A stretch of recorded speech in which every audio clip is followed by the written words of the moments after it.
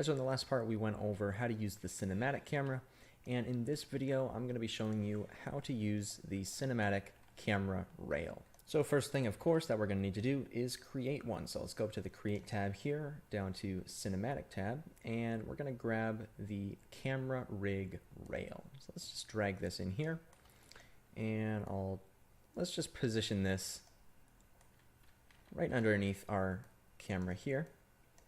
And you'll see why in just a moment. So I'll just select there, just kind of put it just like so. And then what we're going to do is we're going to select the camera that we previously created. And I'm going to right click on this. And I'm going to go down to Attach To. And I'm going to grab this eyedropper here. And I'm going to select the rail. So we have now attached our camera to the rail. And what we can do is, if we select this rail, and go to our details panel, we can adjust the position of the camera on the rail. So we can blend this between 0 and 1, 0 being the one side and 1 being the other side.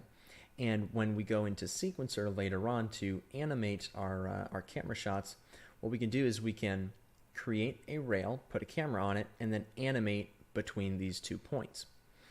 So let's say we want our camera to kind of rotate around our character here.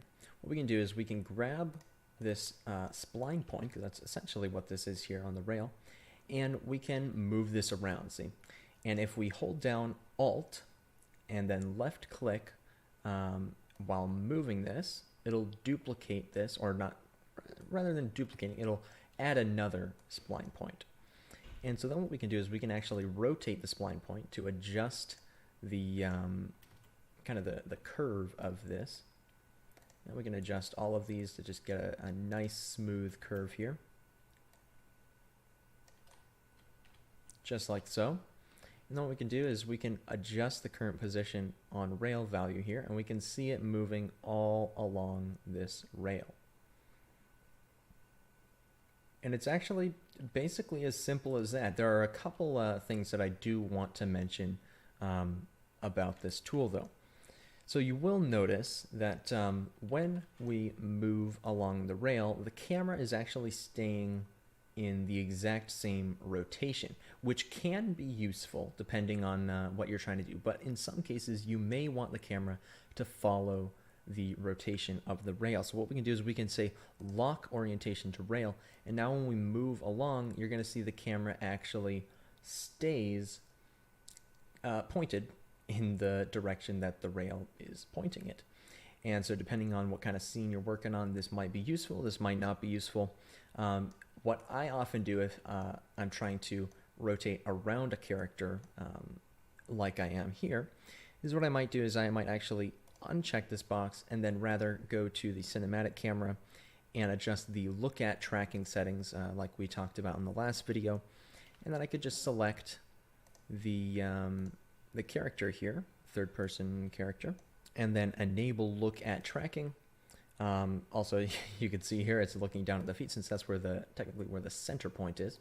So what we'll need to do is adjust our relative offset, of course, so we can just rotate it up on the z-axis, kind of like so, and just get this centered exactly where we want it. Now we can go back to our rail, and we can adjust the current position on rail, and we will see we are perfectly tracking our actor. And then obviously if we want to get really fine-tuned later on, once we're animating all this stuff together and forming a full cutscene, what we can actually do is, we can animate this camera so that it's perfect. We can animate our relative offset values and such, so that we are perfectly in the center, or panning over, or doing whatever we need to do to compose our shots however we need.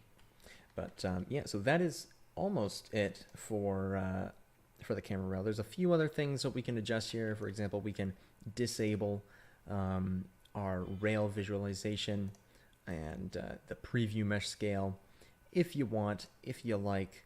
But that is about it. Pretty simple. And in the next video, we're going to go over how to use the camera boom. It's going to be similar in a lot of ways. So let's just hop right into it.